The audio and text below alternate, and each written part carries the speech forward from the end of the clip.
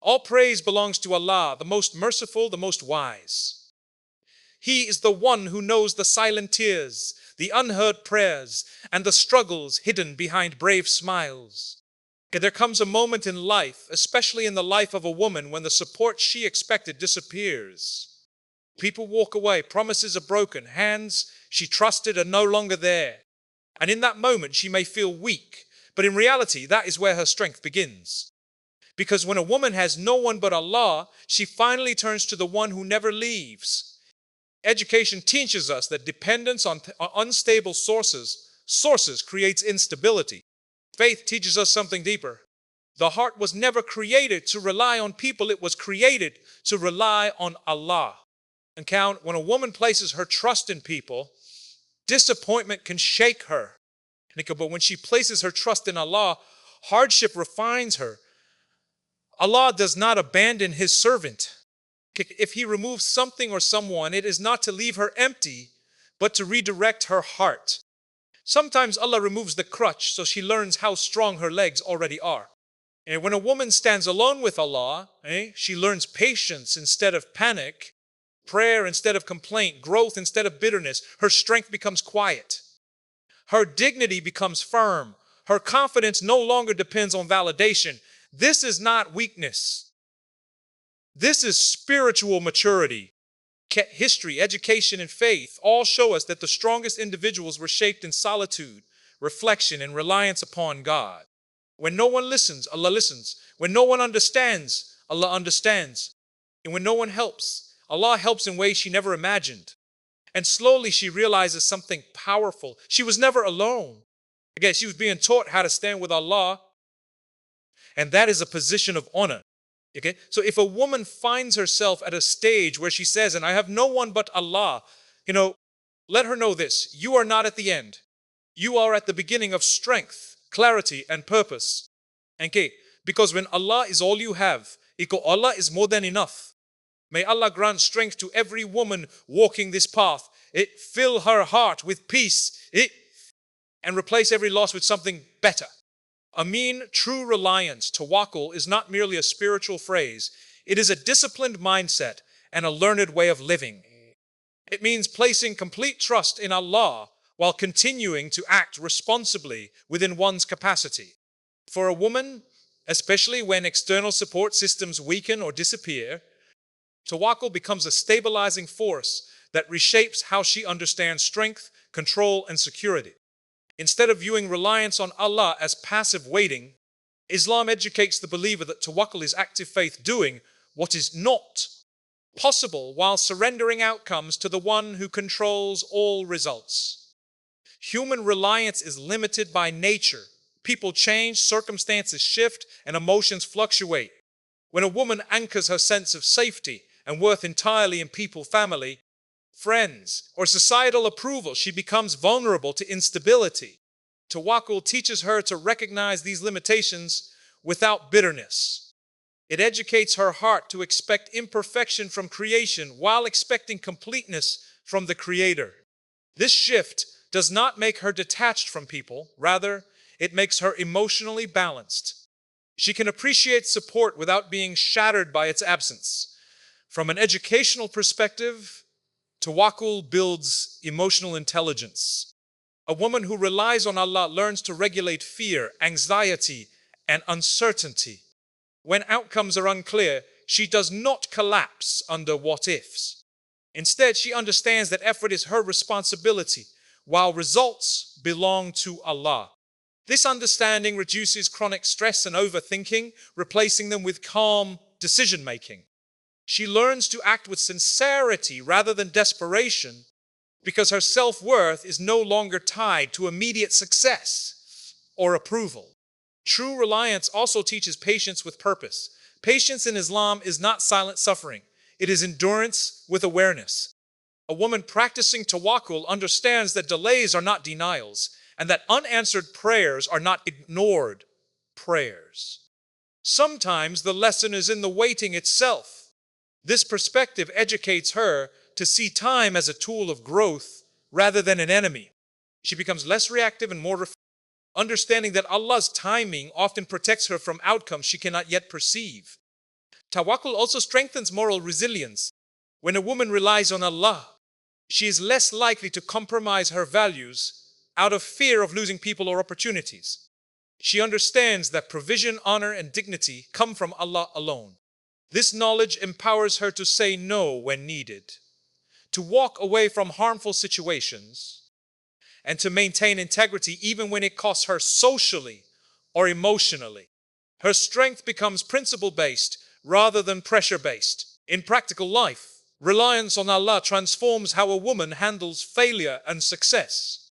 Success does not inflate her ego because she recognizes it as a blessing, not solely a personal achievement. Failure does not destroy her confidence because she views it as a lesson, not a verdict on her worth. This balanced mindset is a direct result of tawakkul. It educates her to remain grounded regardless of circumstances. She learns gratitude in ease and humility in hardship. Another critical educational aspect of tawakkul is its role in self-development. When a woman relies on Allah, she invests more in inner growth than external validation. She works on her character, intentions, and sincerity, knowing that Allah values what is hidden more than what is displayed. This internal focus builds long-term confidence and emotional independence. She no longer measures herself by comparison, but by consistency in faith and effort. Your tawakkul also reshapes how a woman understands loneliness. Instead of seeing it as abandonment, she learns to see it as space to reconnect with Allah, to heal, and to rediscover her own strength. Educationally, this reframes solitude from a negative state into a constructive one. Many women discover their clarity, purpose, and resilience in moments when they had no one to rely on except Allah. These moments become turning points rather than breaking points. True reliance on Allah cultivates hope that is realistic, not naive. A woman with tawakkul does not expect life to be easy, but she expects Allah to be just, wise, and merciful. This expectation keeps her hopeful without being delusional. She understands that hardship and ease are both part of the human journey, and that Allah's support does not always come in the form she expects, but it always comes in the form she needs. Through tawakkul, a woman learns that strength is not the absence of struggle, but the presence of trust. This trust becomes her anchor, her clarity, and her quiet power. Dignity through faith is an internal state before it is ever seen externally. It is rooted in the understanding that a woman's worth is granted by Allah and therefore cannot be increased by praise or reduced by rejection. When this belief is firmly established, her self-respect becomes stable, not reactive. She no longer measures herself by shifting societal standards or by how others treat her. Instead, her dignity is anchored in her relationship with Allah, which provides a constant reference point regardless of circumstances. Faith educates a woman to separate her identity from her roles.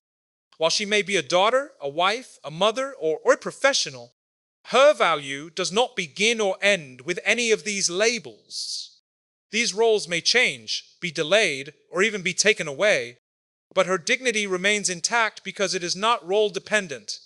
This understanding protects her from identity loss during transitions such as divorce, widowhood, infertility, or social marginalization. Faith teaches her that her worth existed before these titles and will remain after them. When dignity is rooted in faith, a woman becomes less vulnerable to emotional manipulation. She does not tolerate disrespect in the hope of being accepted, nor does she chase validation at the cost of her values. Educationally, this reflects strong boundaries, an essential component of psychological well-being. She understands that acceptance from people is temporary, but self-respect guided by faith is lasting. This allows her to walk away from environments or relationships that erode her moral or emotional health without guilt or self-blame. Faith-based dignity also reshapes how a woman responds to criticism. She can distinguish between constructive advice and harmful judgment. Praise does not intoxicate her, and blame does not define her. Because her core value comes from Allah, external opinions are filtered rather than absorbed. This emotional maturity prevents her from living in constant self-doubt or defensiveness. She learns accountability without self-hatred and confidence without arrogance. Or another critical aspect of dignity through faith is modesty, not merely in appearance, but in behavior, speech, and intention. Modesty here represents self-awareness and self-respect. A woman who understands her value does not feel the need to overexpose herself emotionally or physically to be seen. She knows that being reserved does not mean being weak. It means being selective with her energy, time, and trust. This selectiveness is a sign of inner strength, not insecurity. Faith also teaches a woman to honor herself during hardship. When she is tested with loneliness, betrayal, or loss, dignity prevents her from becoming bitter or vengeful. She does not allow pain to lower her standards or distort her character. Instead, she seeks healing in permissible and constructive ways. This self-respect during difficulty is educationally significant because it demonstrates emotional regulation guided by moral values, not impulsive reactions. Dignity through faith further empowers a woman to serve others without self-erasure. She can be compassionate, generous, and supportive while still maintaining her own needs and limits. Faith clarifies that self-sacrifice should not lead to self-destruction. A woman grounded in faith understands that caring for herself is not selfish, that it is necessary to fulfill her responsibilities with sincerity and balance. This mindset prevents burnout and resentment in decision-making. Faith-based dignity provides clarity. A woman does not rush into choices out of fear of being alone or left behind. She understands that what is meant for her will reach her without her compromising her principles. This patience protects her from regret and emotional harm. Educationally, this reflects delayed gratification and long-term thinking skills essential for personal and spiritual growth. Faith also redefines success. Instead of measuring achievement solely through material gain or social status, a woman evaluates success through alignment with her values and obedience to Allah. This internal metric protects her dignity from being tied to comparison. She can appreciate others' achievements without feeling diminished because her worth is not competitive. This creates emotional peace and healthy self-esteem. Ultimately, dignity through faith allows a woman to stand firm even when she stands alone. She does not beg for belonging or shrink herself to fit into spaces that do not honor her. Her confidence is quiet, her self-respect is consistent, and her sense of worth remains intact through change. This dignity is not loud or performative. It is calm, principled, and deeply rooted in faith. Trials as divine preparation reshape how a woman understands hardship, loss, and delay. Instead of viewing difficulties as signs of failure or divine displeasure, faith educates her to see them as purposeful stages of development. Every trial carries a lesson, and every hardship is designed with wisdom, even when that wisdom is not immediately visible. This perspective transforms pain from something meaningless into something instructive, allowing a woman to grow rather than break under pressure. When a woman experiences loneliness, abandonment, or repeated disappointment, it often forces her into deep self-reflection. These moments strip away distractions and expose unresolved fears, unhealthy attachments, and misplaced expectations. From an educational standpoint, this process mirrors refinement, much like pressure shaping raw material into something stronger. Allah uses trials to redirect a woman's heart away from dependence on people and toward dependence on Him, preparing her for emotional and spiritual independence. Trials also teach a woman to develop endurance rather than escape. In a world that promotes immediate relief and constant comfort, faith-based endurance becomes a learned skill. She understands that not every problem can be fixed instantly, and not every wound heals quickly. Through hardship, she learns to remain steady, to continue functioning with dignity, and to trust the process even when progress feels slow. This endurance builds resilience, a key trait for long-term stability and leadership in any role she fulfills. Another critical lesson of trials is clarity. Hardship often reveals the true nature of relationships, intentions, and priorities. A woman begins to see who supports her sincerely and who was present only for convenience. While this realization can be painful, it is also liberating. Educationally, it sharpens discernment. She becomes more selective with her trust and more intentional with her emotional investment. This clarity protects her future from repeated harm. Trials also serve as preparation for responsibility. Allah does not burden a person without equipping them for what lies ahead. When a woman is tested with patience, loss, or uncertainty, she is being trained for greater roles, whether as a guide, a nurturer, a leader, or a source of strength for others. Her experiences become knowledge, and her pain becomes wisdom. She learns empathy not from theory, but from lived reality, which deepens her ability to support others with sincerity. From a psychological perspective, trials dismantle false sources of security. A woman may initially rely on status, wealth, relationships, or routine for stability. When these are disrupted, she is forced to confront what truly sustains her. Faith teaches her that while these elements may be blessings, they are not foundations. This realization is crucial for emotional maturity. It shifts her from conditional stability to principled stability, remaining grounded, regardless of external change. Trials also cultivate humility. When life flows smoothly, it is easy to assume control. Hardship reminds a woman of her human limits and her need for divine assistance. This humility is not degrading, it is grounding.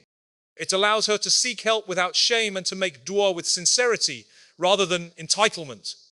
Educationally, humility enhances learning, adaptability, and spiritual growth. Another important aspect of trials is purification. Difficult experiences often cleanse a woman from arrogance, unhealthy pride, and unrealistic expectations. They teach her gratitude for small blessings and awareness of her own strengths. Through struggle, she becomes more present, more reflective, and more appreciative. So, this purification strengthens her character and aligns her actions more closely with her values. Trials also prepare a woman for inner leadership. When she navigates hardship with patience and faith, she becomes a source of quiet inspiration. Others may not know her full story, but they feel her steadiness. This type of leadership is not based on authority or recognition, but on example. Educationally, it demonstrates that influence is built through consistency and character, not visibility. Trials teach surrender without passivity. A woman learns to accept what she cannot change while still striving where she can. She understands that preparation sometimes happens in hidden seasons, away from recognition and comfort. These seasons are not wasted.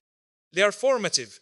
Through trials, she is shaped, strengthened, and readied for what she once prayed for, often in ways she could not have imagined. Strength rooted in connection with Allah is fundamentally different from strength defined by visibility, dominance, or emotional suppression.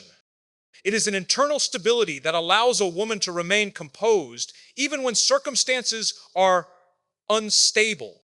This strength does not demand recognition or validation because it is nourished by a private relationship with Allah. Educationally, this teaches that real power is not always expressed through control over others, but through mastery over one's own responses, intentions, and emotions. A woman connected to Allah develops inner calm that is not easily shaken by chaos. When difficulties arise, her first instinct is reflection rather than reaction. This composure is not accidental. It is cultivated through consistent acts of worship, remembrance, and reliance on Allah. Over time, these practices train the mind and heart to pause, assess, and respond wisely. From a psychological perspective, this reduces impulsivity and emotional burnout, replacing them with clarity and patience. This connection also builds emotional strength. A woman learns to feel deeply without being overwhelmed. She experiences sadness, disappointment, and grief, but these emotions do not consume her identity. Because she turns to Allah with her vulnerability, she does not internalize pain as weakness. Instead, she understands that seeking Allah in moments of emotional exposure is an act of courage. This emotional honesty fosters healing and self-awareness rather than denial or avoidance. Strength rooted in faith also manifests as consistency. A woman remains principled even when no one is watching or applauding. Her values do not fluctuate based on convenience or pressure. This consistency is educationally significant because it reflects integrity alignment between belief and action. She understands that Allah's awareness is constant, which motivates her to maintain ethical conduct even in private spaces. This integrity becomes a source of inner confidence and self-respect. Another dimension of this strength is restraint. A woman connected to Allah does not feel compelled to respond to every provocation or defend herself against every misunderstanding. She chooses silence when it preserves dignity and speech when it brings benefit. This restraint is not weakness, it is discernment. Educationally, it demonstrates advanced emotional regulation and situational awareness, skills that are essential for leadership and healthy relationships. Faith-based strength also enables a woman to endure without becoming hardened. While hardship can make people emotionally closed or defensive, connection with Allah keeps her heart soft yet protected.